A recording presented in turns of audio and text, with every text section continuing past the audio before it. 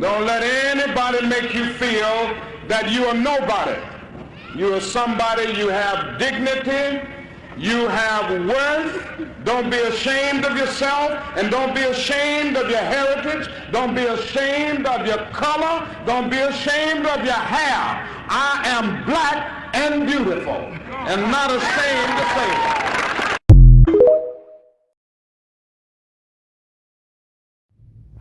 So the whole transplant process right now is based on a series of distractions and lies.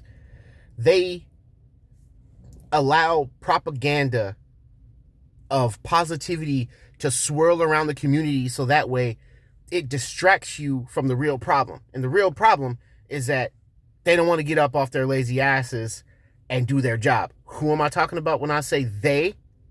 I'm referring to UNOS and OPTN in your local transplant centers. They don't want you to be included. They don't want you to have a voice. They just want you to smile and write in your journal and go for walks to distract you from the real issues. So if we're all looking in the same direction, we're not seeing that they're sitting on their lazy asses wasting resources and giving these precious opportunities to the patients they want to give them to. When I first got diagnosed with kidney disease and I ended up on dialysis, they tried to get me too. There were like doctors, nurses, technicians that would try to condition me to just be happy where I am.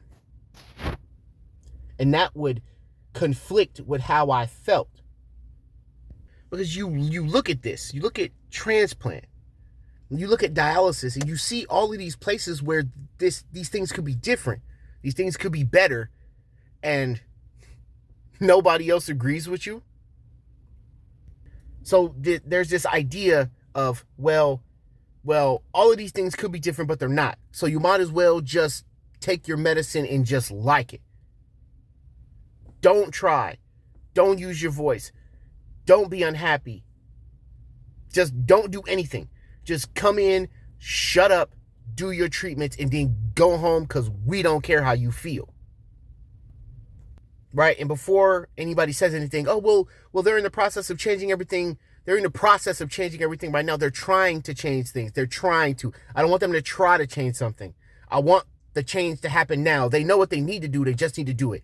I don't want to be the foundation, right, that they build on to help people 20 years from now. I want the benefits today.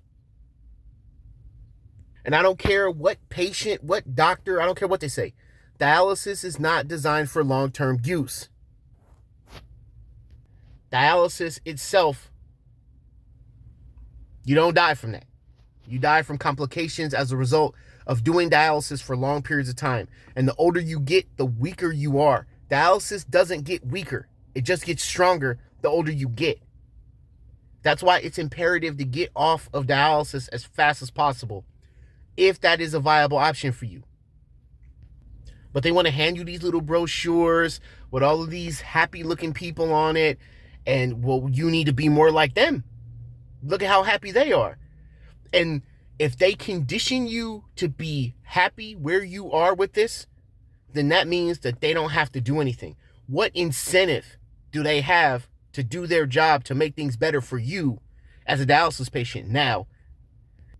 Because they go back and they talk to their colleagues and they're just like, well, look how happy, speaking for myself, well, look at how happy this guy is. Look at how positive he is. He goes on his stupid walks and he writes in his stupid journal and he's got this stupid smile on his face no matter how bad dialysis is for him, because quality of life evidently is not a real thing.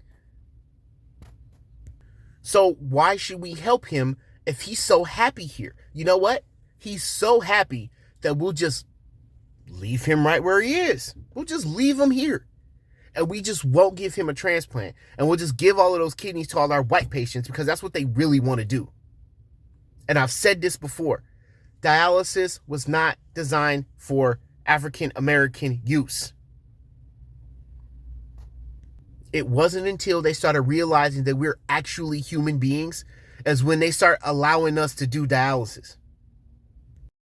So here's the thing. They want you nice and distracted so that way You're not focusing on the real issues. You think that transplant centers and transplant coordinators care if you die waiting for this? They don't. They don't care. If you get too sick to continue or you die from complications of dialysis, they're just going to laugh about it in their break room with the rest of their coworkers. They don't care. And I'm sure that if they looked, there are other discrepancies on transplant lists that they probably don't want to address because they're just like, oh, well, we gave the niggers their time, didn't we? So they should just be happy.